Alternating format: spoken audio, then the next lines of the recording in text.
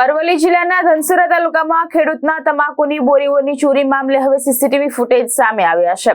હીરાપુર કંપા ખાતે થયેલી આ ચોરીમાં 2 પિકઅપ વાહનો દેખાતા સમગ્ર મામલે પોલીસે તપાસ તેજ કરી છે। અરવલ્લી જિલ્લાના ધનસુરા તાલુકાના હીરાપુર કંપા વિસ્તારમાં ગત 6 મેના રોજ મોટી ચોરીની ઘટના બની હતી। ખેડૂત દ્વારા શેડમાં સંગ્રહ કરીને રાખવામાં આવેલી તમાકુ ભરેલી 105 બોરીઓ અજાણ્યા તસ્કરો ચોરી કરી ફરાર થઈ ગયા હતા। હવે આ સમગ્ર ઘટનાના સીસીટીવી ફૂટેજ સામે આવ્યા છે।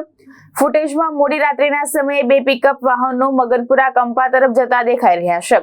આ વાહનોમાં જ ચોરી કરાયેલ તમાકુની બોરીઓ લઈ જવાતી હોવાની આશંકા વ્યક્ત કરવામાં આવી હતી। ખેડૂતોએ જણાવ્યું હતું કે તમાકુની આ બોરીઓ તેમની પરસેવાની કમાણી હતી।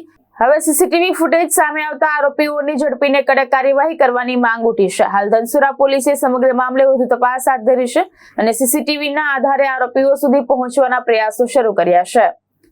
જયેશ પટેલ, દ્રષ્ટિકોણ ન્યૂઝ, માલપુર, અરવલ્લી।